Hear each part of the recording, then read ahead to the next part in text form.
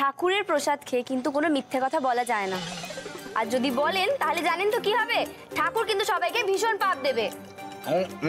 আমি আগের মিথ্যাটা বলিনি, এখনো বলছি না। ও তিনজনই আমাদেরকে ডাকাতি করার বরাদ দিয়েছিল।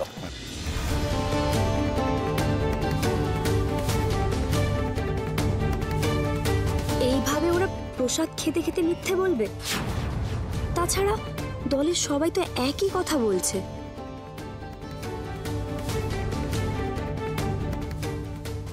তখন থেকে আজে বাজে বকে যাচ্ছে। হ্যাঁ, তুমি ওদের কথা বিশ্বাস করবে না আমার কথা বিশ্বাস করবে বলো তো?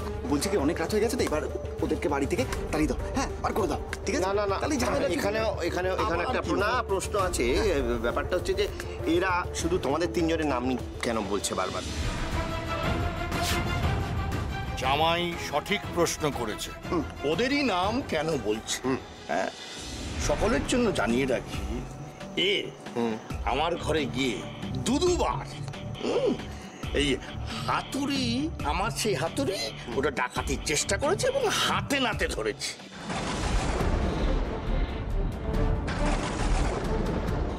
কি ব্যাপার, এরা মুখটা এরম কালো করে দাঁড়িয়ে আছে কেন? ওমা, তাহলে কি ডাকাতির সঙ্গে সত্যিই এরা যুক্ত? কি সর্বনাশ! কি বলছো গো দাদা? দুবার ও হাতুড়ি ডাকাতি করতে গিয়েছিল। তাছাড়া শুধু তো ও নয়, এই বাড়িতে আরো এমন কিছু লোক আছে যারা যথেষ্ট সন্দেহভাজন। বাবা, তুমি সন্দেহভাজন বলে পিসিমুনির দিকে ওইভাবে তাকালে কেন? তাহলে তোমার কি মনে হচ্ছে পিসিমুনি ডাকাতির সাথে? তাকালো বলে বলছি।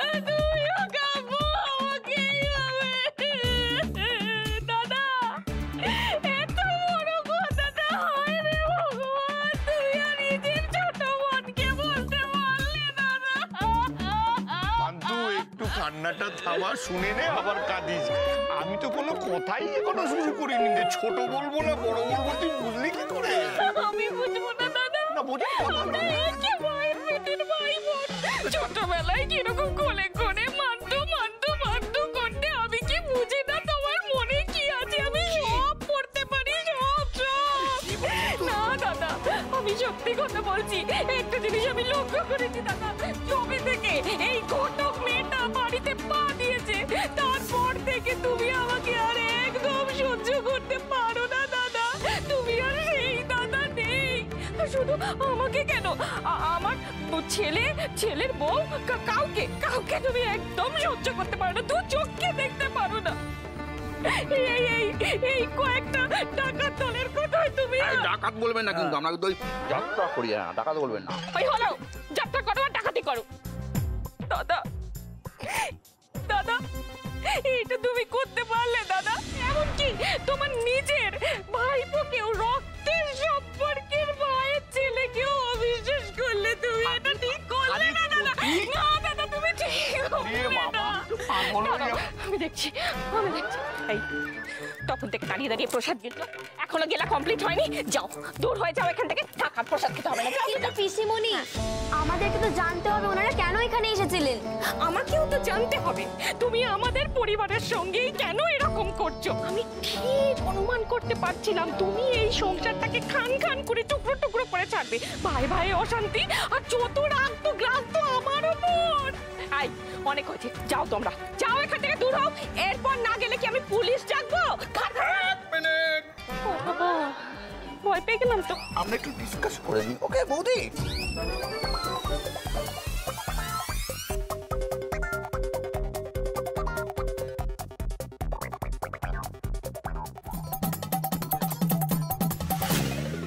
কি হলো এতক্ষণ ধরে আপনারা কি আলোচনা করছেন? হ্যাঁ দিদি ভাই, ওই দেখুন পাখি।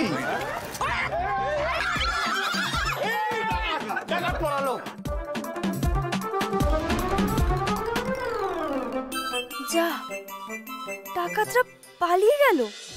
ছি ছি ছি ছি, আমি ভাবতে পারছি না মল্লিক বাড়িতে কখনো এরকম কোনো ঘটনা ঘটেনি, শেষ পর্যন্ত ডাকাতি। ছি ছি ছি ছি। যেটা তুমি অকারণ আমাদের সন্দেহ করছো। একটা কথাও বলবি না, আমি তোকে বারবার বলেছিলাম না তোর রাহুত দশা চলছে, বলেছিলাম তো। তুই করেছিস, সবটা তুই করেছিস, তুই এটার মধ্যে ছিলিস শোন। উত্তর দে বল। বিশ্বাস করো মা, আমি এগুলো করিনি। আর কেন করতে যাব আমি এগুলো? তাকাচ্ছিস না কেন আমার দিকে? চোখ সরিয়ে নিচ্ছিস কেন বল? উত্তর দে। ওখানে অতগুলো মানুষ ছিল, শুধুমাত্র তোদের তিনজনের কথা কেন বললো ডাকাত দল?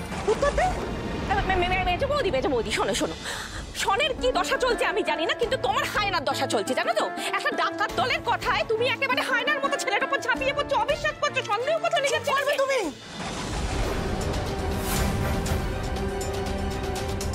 ঠাকুরজি, তুমি আর আমাদের মাঝখানে একটা কথাও বলবে না। উত্তর দে। ছিলি তো ওখানে? এই সব কিছুর মধ্যে তুই ছিলি তো? কথা বল। আর এই দিনটা দেখবার জন্য আমি বেঁচেছিলাম। কথা বল। বলছিস না কেন? মেজো, কি করছিস তুই? ছেলেটাকে কেন বকছিস? আমাদের বাড়ির ছেলেরা ডাকাতি করতে পারে না। সব হয়েছে তোর ওই ভাসুর ঠাকুরের জন্য, ভাসুর ঠাকুরের জন্য। হ্যাঁ, এই কিপটে বুড়োর জন্য সব হয়েছে। সিন্দুকটা নিয়ে এমন করে, বাড়ির লোক কেন, বাইরের লোকও জেনে গেছে ওর ভেতরে কি আছে। ডাকাতরা তো জানবেই। এই ভবা, তুমি এর মধ্যে সিন্দুকটা ঢোকাচ্ছ কেন? কথা হচ্ছে ডাকাতি নিয়ে, আমার সিন্দুকটা কি দোষ করলো বলো দেখি? তুমি না সব সময় নিয়ে কথা বলো না। বলবো, বেশ করবে। 100 বার বলবো, 1000 বার বলবো। যতবার ভবা পাগলা বলবে ততবার বলবো। এবার ওই সিন্দুকের জিনিস নিয়ে গিয়ে আমি সব লকারে রেখে দেবো। সিন্দুকের তোমরা একটু চুপ করো, চুপ করো। নিজেদের মধ্যে চেঁচামেচি করো না বড় বৌদি, দাদা চুপ করো। আসল ব্যাপারটায় তোমরা একটু মনোযোগ দাও। ডাকাতিটা কে করালো? আমার কেন জানি না মনে হচ্ছে সব কিছুর জন্য এই মেয়েটাই দায়ী।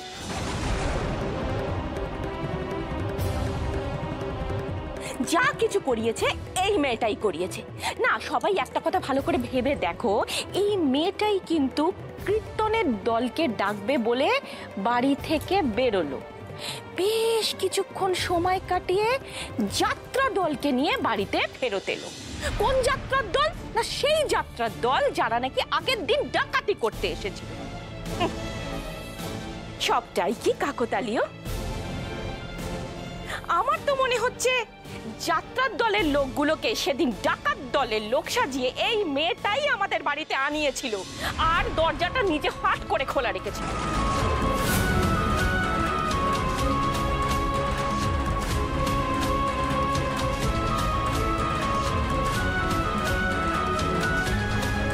রকমের সেদিন ওর প্ল্যানটা সাকসেসফুল হতে পারেনি বলে জন্মাষ্টমীর দিন যাত্রা দলের লোক সাজিয়ে নিয়ে এসে ওই ডাকাতগুলোকে আবার ডাকাতির চেষ্টা করলো। কি আমি ঠিক বলছি না? স্বীকার করো সত্যিটা, আমি ঠিক বলছি কিনা? ঠিক নয় ঠাকুরজি। যদি তাই হবে তাহলে দিতি কেন অতগুলো ডাকাতকে ধরাশায়ী করলো বলো তো? বলো তো, এই মেয়েটা নিজের প্রাণের ঝুঁকি নিয়ে অতগুলো ডাকাতের পেছনে ছুটে গেল। আমি একটু হলেও মানুষ চিনি ঠাকুরজি, আর সেই জন্যই শন আমার নিজের ছেলে হওয়া সত্ত্বেও আমি মেজো মামি, তুমি চুপ করো তো। তুমি কিন্তু শুধু শুধু শনকে দোষারোপ করছো। হ্যাঁ, আর তাছাড়া শনের কি প্রয়োজন আছে নিজের বাড়িতে নিজেই ডাকাতি করবে? শনকে না, আমি তোমাদের দুজনকেও সন্দেহ করছি। মা প্লিজ, কি সব বলে যাচ্ছ বলো তো? পিসিমণি দেখো না, মা কি সব বলছে কখন থেকে? আমি দেখছি। ওলে বাবালে, আমার সোনা ভাইপো। না বাবা, না না, আমার এমন হিরের টুকরো ছেলে, লক্ষ্মী সোনা আমার এসব কাজ কখনো করতে পারে? হ্যাঁ, বাইরের কোন ডাকাত দল, যাত্রার দল এসে কি বলে গেল, তাতে আমি আমার ছেলেকে, আমার ভাইপোকে অবিশ্বাস করবো? বই গেছে আবার। আর তাছাড়া বড় বৌদি তো নিজের মুখে বললো এই বাড়ির ছেলেরা, মল্লিক বাড়ির রক্ত বইছে তাদের শরীরে, তারা এই কাজ করতে পারে না। বড় বৌদি ঠিক বললাম তো? তুমিই তো বললে নিজের মুখে, বলো। বলে তো। মেজো চুপ কর না মেজো, ডাকাত দল তো চলে গেছে, ছেড়ে দে না। আমি বলছিলাম যা হবার তা তো হয়েই গেছে। রাধা মাধব যে সবাইকে রক্ষা করেছেন, এইটাই তো বড় কথা। বড় মামি, আমার না খুব ঘুম পাচ্ছে গো, আর আমি দাঁড়িয়ে থাকতে পারছি না। বলছে সেদিনটার আমি এখানে কোথাটা শুয়ে এই আইডিয়া, একটা আইডিয়া এসেছে। আমি ভাবছি কি মল্লিক বাড়ির সামনে পুলিশ পাহারা বসাবো। পুলিশ পাহারা? কবে থেকে? তুই কি ভেবেছিস আমার সঙ্গে কারোর যোগাযোগ নেই? হ্যাঁ, আমার সঙ্গেও না একটা যাত্রা দলের যোগাযোগ আছে, বুঝেছিস? হ্যাঁ, ওই যাত্রা দল থেকে কস্টিউম হায়ার করবো, তারপর একটা মুস্কো টাইপের ছেলেকে জোগাড় করবো, তার গায়ে পুলিশের কস্টিউমটা পরিয়ে দেবো, আর সবাই কি ভাববে যে মল্লিক বাড়ির সামনে পুলিশ পাহারা বসেছে। বাবা, তাহলে ওটা পুলিশ পোস্টিং হলো কি করে? তুই না বুম্বা কি বলবো বল দেখি, ডাকাতটা কি বুঝতে পারবে যে ও পুলিশ নয়, অভিনেতা? আমরা কি বুঝতে পেরেছিলাম যে যারা ডাকাতি করতে এসেছে তারা ডাকাত নয়, আসলে অভিনেতা? হ্যাঁ, আর এই যে বলছিলি না কবে থেকে পোস্টিং হবে, আমি কাল থেকে বাড়ির সামনে পুলিশ পাহারা বসাবো, ব্যাস। বাবা মা, এই কিপটে বুড়োর হলোটা কি? না না না না, ওই তোমার কথা আমি শুনবো না। আমার প্রাণের প্রিয় সিন্দুকটা আমি বুকে আগলে রাখবো। হ্যাঁ, ওই সিন্দুক থেকে জিনিসপত্র নিয়ে গিয়ে ওই কি লকার ফোকারে তুলবে তা না, আমার প্রাণের সিন্দুকটা জড়িয়ে আমি পরম নিশ্চিন্তে ঘুমোবো, অজগরের মতো। বাবা, খাবারের সঙ্গে সঙ্গে ঘুমটাও খুব জরুরি, তাই না? তা আমার একটা প্রশ্ন ছিল। বলো। আমি বলছি যে এই ডাকাত পর্ব শেষ হয়ে গেছে আপাতত। তাহলে একটা জিনিস আমি সাজেস্ট করতে চাই, মানে যখন সব কিছু মিটে গেছে আমরা সবাই গিয়ে একটু ঘুমিয়ে নিয়ে, খুব ঘুম পাচ্ছে, আমি পাচ্ছি আমারও একটা কথা বলার ছিল। ভোর যখন হয়েই গেছে, আমিও তাহলে আসি।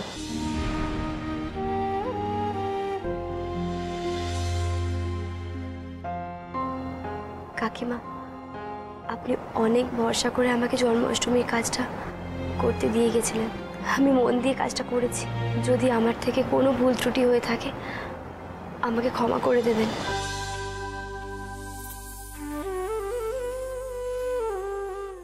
বলছিলাম যে তোমাকে কি চলে যেতেই হবে?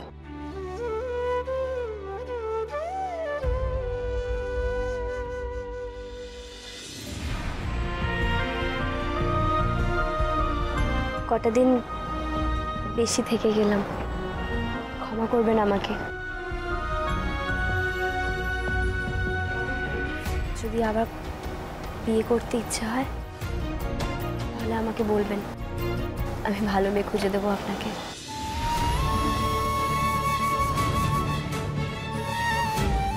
এইভাবে তো বাড়ি ছেড়ে তোমায় যেতে দিতে পারি না আমি, আর দেবও না। আমি আসি। থাক মা। কিন্তু ঘটক বউ, একটা খুব বড় মিস্টেক হয়ে গেছে যে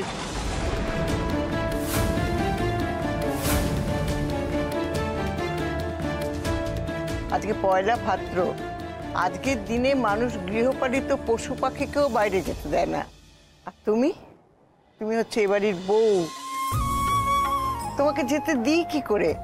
এ তো অসম্ভব।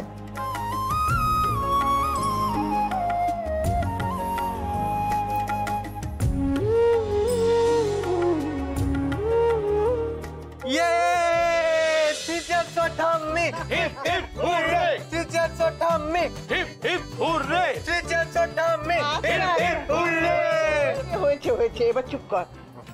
ঘটকু, যাও ঘরে গিয়ে জামা কাপড় পাল্টে স্নান করে একটু বিশ্রাম করো, যাও যাও।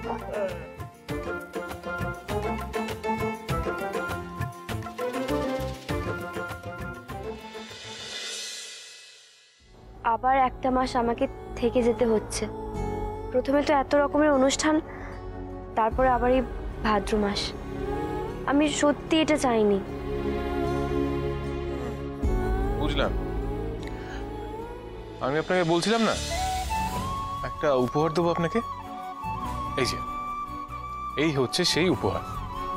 1 মাস বাড়িতে থাকার শর্তাবলী?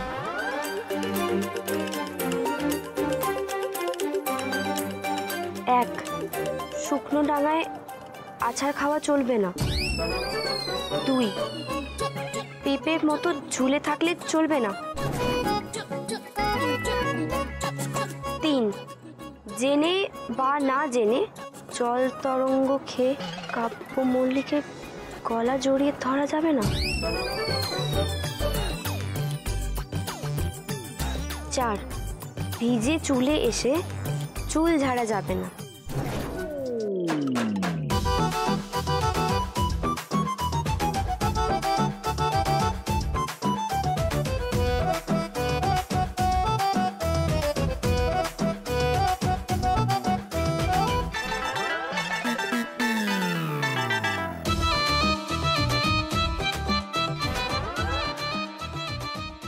এগুলো কি? হ্যাঁ,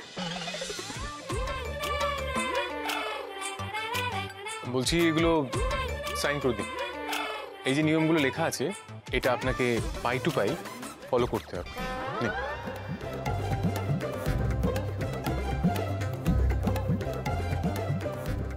এরকম একটা শর্ত লেখা আছে কাগজে, সই করতে বলতে পারলেন?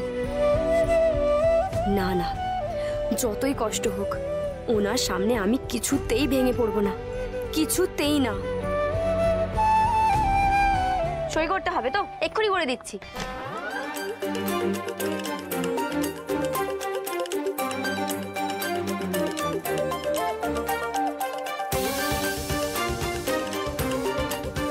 পঞ্চাশটা তো লিখেছেন, আরো 50টা লিখবেন? ঠিক করে বলুন, সই করে দেবো তো?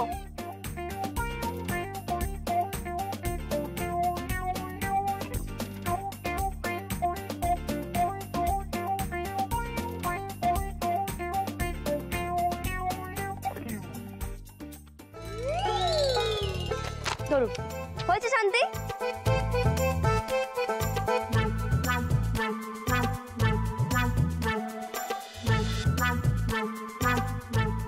আপনি আমাকে সহ্য করতে পারেন না, আমিও পারি না। আর আপনার সামনে ঘুরঘুর করার না বিন্দু মাত্র ইচ্ছে আমার নেই। বললেই হবে, বিন্দু মাত্র ইচ্ছে নেই? বাড়ি থেকে যাওয়ার নাম নেই, প্রত্যেকদিন থেকে যাচ্ছে, বড় বড় কথা। ভুল করছেন। কাকিমা আর ঠাম্মি ভাদ্র মাস মানে, তাই আমাকে থেকে যেতে হলো এখানে। ও, ওনারা ভাদ্র মাস মানেন বলে আপনি এখানে থেকে গেলেন, তাই তো? বাহ বাহ, আপনি যা বোঝাবেন আমাকে তাই বুঝতে হবে, তাই না? যা খুশি যুক্তি দিয়ে দিচ্ছেন। হ্যাঁ, আমি যা খুশি যুক্তি দিচ্ছি না। আপনার হাত যশে যাদের ডিভোর্স হয়েছে তাদেরকেও একবার জিজ্ঞাসা করে দেখতে পারেন। ডিভোর্স মাসে ভাদ্র হলেও না কেউ কাউকে ছেড়ে যায় না, কারণ এই মাসে কাউকে ছেড়ে যেতে নেই। একটা মঙ্গল অমঙ্গলের ব্যাপার আছে, বুঝলেন আপনি? পৌষ মাসে ও, আপনি ভাদ্র মাসে ডিভোর্সের কথা বলছেন? যখন আপনি সব বুঝেই গেছেন তাহলে তো কথা বাড়াচ্ছেন কেন? সব সময় শুধু খালি ওই অর্ডার করে যাওয়া। ওটা জাজ করে, আমি উকিল। সেই, আপনি তো মানুষকে শুধু অপমান করেন, আপনি তো ওতেই সিদ্ধ হস্ত। আপনার কিসের যে এত গায়ে জ্বালা না আমি সত্যি বুঝতে পারি না। আপনি তো দেখছেন আমি তো চলে যেতেই চাইছি, কিন্তু তবু বারবার আটকে যাচ্ছি। আমার চোখ থেকে কিন্তু কিছুই এড়াচ্ছে না, আমি সব দেখতে পাচ্ছি আপনি কি করছেন। এই বাড়িতে থেকে যাওয়ার জন্য আপনি আমার বাড়ির লোকদের হাত করছেন। আবার সেই এক কথা, আমি হাত করেছি? হ্যাঁ, হাত করছেন তো। আপনি আমার বাড়ির লোকের সঙ্গে ঘুরে বেড়াচ্ছেন, জল তরঙ্গ পার্টি করছেন, নাচাকানা করছেন, দেখতে পাচ্ছি না আমি? কাকিমা ঠাম্মির সাথে ঘুরে বেড়াবো না তো কি আপনার সাথে ঘুরে বেড়াবো? ঠিক আছে, তাহলে চলুন, আপনি নিয়ে চলুন। বড়রা তো বউদেরকে ঘুরতে নিয়ে যায়, মোগলাই খাওয়াতে নিয়ে যায়, সিনেমা দেখতেও নিয়ে যায়।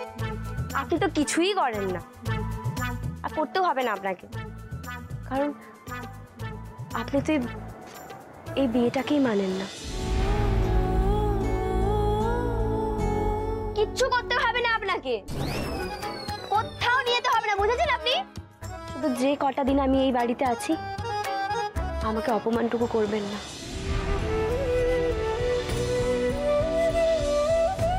আর আপনি যেটাকে হাত করার কথা বলছেন না, ওটাকে বলে ভালোবাসা। ভালোবাসা মানে আপনি বলতে চাইছেন এই কটা দিনে আপনি আমার মাকে, ঠাম্মিকে, বাবাকে, আমাকে ভালোবেসে ফেলেছেন? হ্যাঁ, আমি কাকুকে, কাকিমাকে, ঠাম্মিকে, আপনাকে ভালো।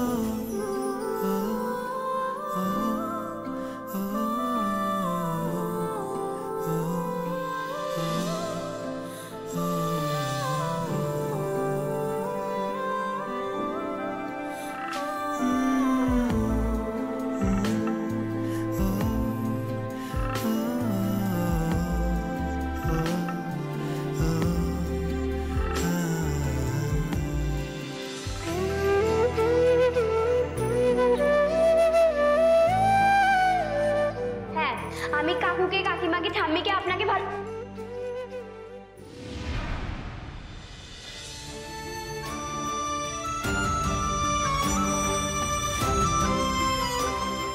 শ্বশুর বাড়িতে আসার পর থেকে কেন এত অপমান সহ্য করতে হচ্ছে আমাকে ঠাকুর? কেন ছোটবেলা থেকে আমার সাথেই এমনটা হয়? আমি তো সবার ভালো করতে চেয়েছি। যাকে আমি মা ভাবতাম সে দিতির মাই নয়, যে সারা জীবন চোখের সামনে থাকলো। জন্মদাত্রী মাকে সেটা দিতি এই বড় বয়সে এসে জানতে পারলো। মায়ের ভালোবাসা, মায়ের আদর কিচ্ছু পেলাম না ছোট থেকে। বিনা দোষে সবাই আমাকে অপমান করলো, এমনকি আরামবাগেও সবাই আমাকে ভুল বুঝলো, আমার ঘটকালিটা অবধি বন্ধ করে দিল। আমি তো নিজে থেকে বিয়েটা অবধি করতে চাইনি, পরিস্থিতির শিকার হয়ে এই বিয়েটা অবধি আমাকে করতে হলো, শুধুমাত্র কাকু বললেন তাই। তাও খিটখিটে উকিল আমাকে দিন রাত দুষছে। কি দোষ আমার ঠাকুর? তুমি তো সব জানো। তাহলে এই ঘটক দিদির ভাগ্যেই কেন তুমি গুনে গুনে এত অবহেলা, এত অপমান লিখলে? তুমি পারতে না? তুমি পারতে না আমার জীবনকে একটু ভালো করে দিতে? নাকি আমার ভাগ্য লেখার সময় তোমারও কোনো উকিল বাবুর মতন লোকের সাথে ঝগড়া লেগেছিল, তাই মুড অফ ছিল? সব খারাপ দে দিদির ভাগ্যে লিখে। আর যতবার এই বাড়ি থেকে যাওয়ার চেষ্টা করছি, কোনো না কোনোভাবে আটকে যাচ্ছি। আর এই খিটখিটে উকিল ডায় বায় আমাকে সব সময় অপমান করছে। আর তোমাকেও বেঁচে বেঁচে আজকেই ভাদ্র মাসটা ফেলতে হলো। আমি আরামবাগ ফিরে যাওয়া অবধি তুমি অপেক্ষা করতে পারতে না বলো? আমার আর ভালো লাগছে না। এতগুলো কথা আমি কাকেই বা বলবো? কাকেই বা বলবো বলো?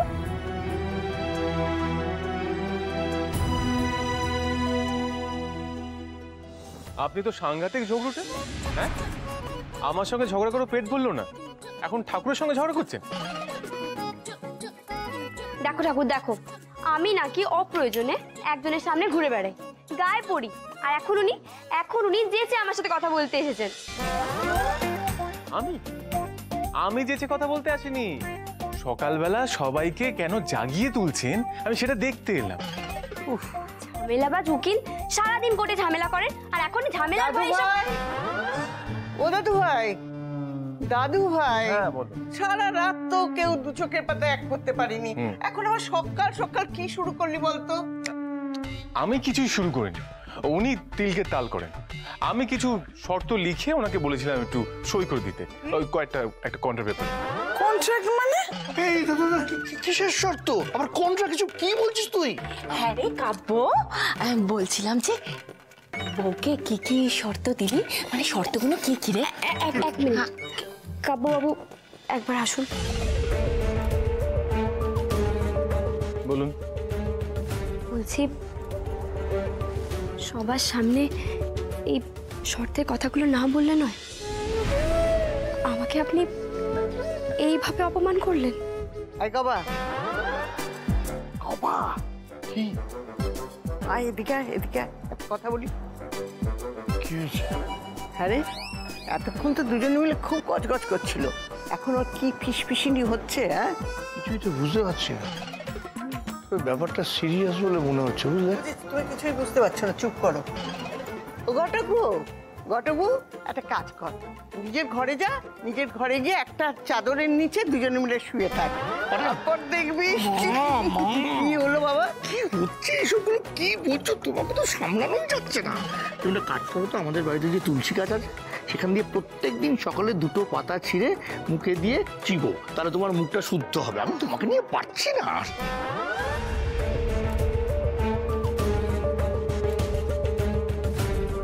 ম্যাটারটা মোটেই ছেলে খেলা নয়। কাব্যর সাথে ওর ঘরে গিয়ে কথা বলতে হবে।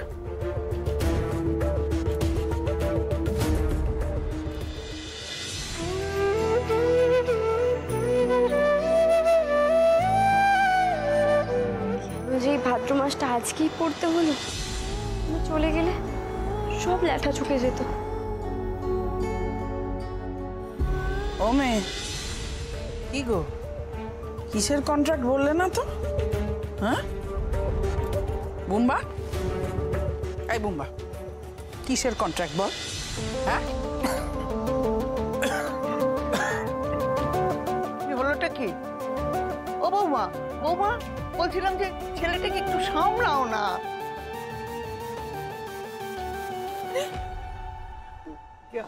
মা, হ্যাঁ আমি বলি কি মা, বলো। যে যাবার সে তো যাবেই, তাকে কি আর তুমি আজকাল বলে আজকে রাখতে পারবে বলো? ঘটক দিদি তো শেষ পর্যন্ত চলে যাবেই মা। ওই যে ওদের মধ্যে একদম বনিবানা হচ্ছে না গো। আর কাব্যর মুখটা দেখে তুমি বুঝতে পারলে না, কাব্য ঘটক দিদিকে সহ্য করতেই পারছে না মা।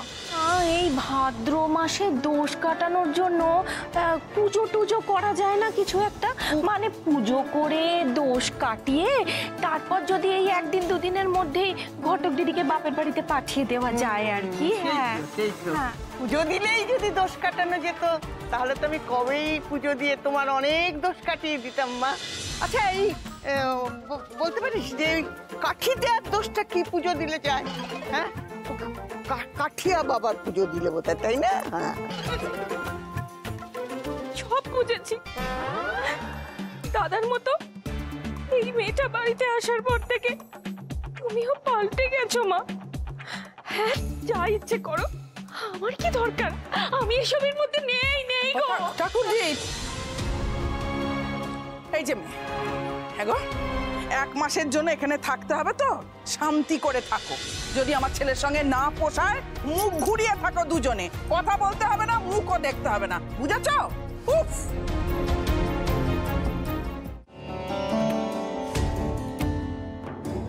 অটকবু ঘরে যা মা, নিজের ঘরে যা। কেউ বললেই নিজের অধিকার ছেড়ে দিতে নেই, নিজেরটা নিজে কি বুঝে নিতে হয়। যা মা, নিজের ঘরে গিয়ে গ্যাট হয়ে বস, দেখি তোকে কে বাড়ি থেকে বের করে দেয়।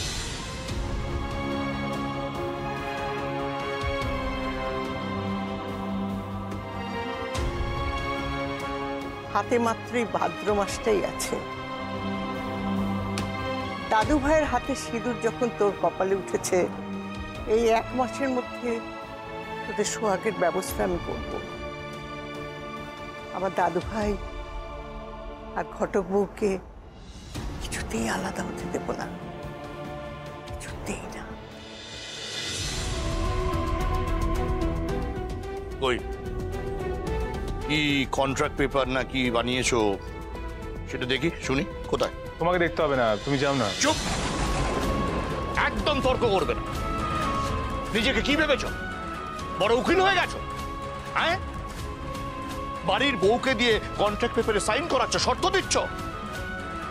তুমি ভুলে যেও না, এটা তোমার ওই কোর্ট নয়, এটা আমার বাড়ি, আমার সংসার, এই গোবিন্দ মল্লিকের সংসার। তোমার বেয়াদবি না আমি একদম সহ্য করব। আর এটাও তুমি ভুলে যেও না, ওই ঘটক দিদিকে আমি এই বাড়ির বউ করে এনেছি। সে আমার বাড়ির লক্ষ্মী। হ্যাঁ, আমাকে বাবা বলে ডাকে না, কিন্তু আমাকে বাবার মতো শ্রদ্ধা করে, ভালোবাসে। এই বাড়ির লক্ষ্মীর অপমান না আমি সহ্য করব না। ও চোখের জল তো নয়, সহ্য না। আমি হাসি ঠাট্টা করে কাটাই বলে তোমরা আমার মাথায় উঠে নাচবে ভেবেছ? ঘটক দিদির চোখ দিয়ে যদি 1 ফোঁটাও জল গড়ায় না, তাহলে আমার থেকে খারাপ কেউ হবে না বুম্বা।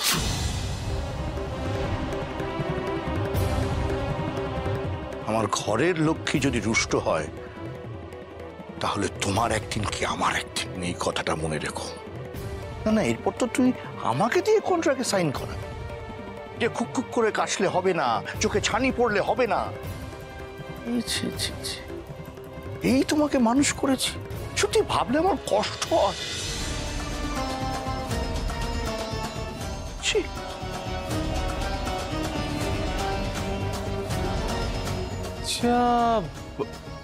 আমি কি এমন করলাম ঝেড়ে চলে গেল বাবা এভাবে? আমি তো শুধু সই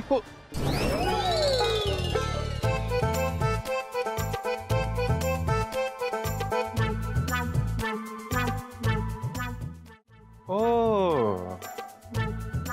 বাবা বাবা, লুকিয়ে লুকিয়ে মজা নিচ্ছিলেন তাই না?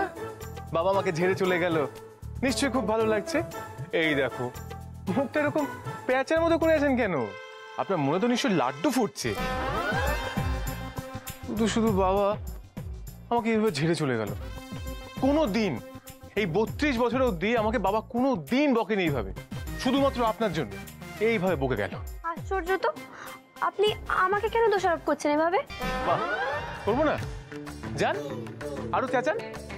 ঠাকুরকে ডাকছিলেন না আপনি, আপনি বাড়ির লোককে ডাকছিলেন যাতে সবাই আপনার দুঃখ শুনতে পায়, তাই তো? সেই লোকজন আসার পর ওই কন্ট্যাক্টের কথাটা কে তুললো? হ্যাঁ, আমি। থাকতো না আমাদের দুজনের মাঝে। এই হাটের মাঝখানে দিতি ঘটককে অপমান না করলে আপনার তো আবার পেটের ভাতই হজম হয় না, তাই না? এই ঘরে যত থাকবো ততই সমস্যা। তবে হ্যাঁ, পৃথিবী এধারটা উদার হয়ে যাক, আমি যে শর্তগুলো দিয়েছি সেগুলো কিন্তু মেনে চলতে হবে, বুঝতে পেরেছেন? হ্যাঁ হ্যাঁ, সই যখন করেছি আমি মেনেই চলবো, আপনাকে বারবার এত বলতে হবে না।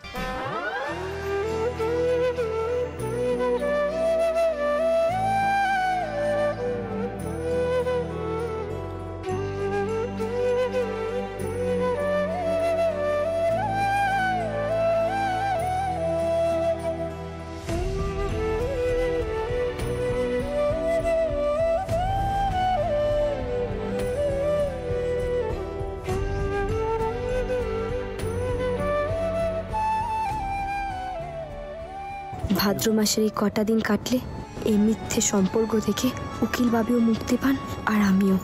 এটাই হয়তো ভবিতব্য।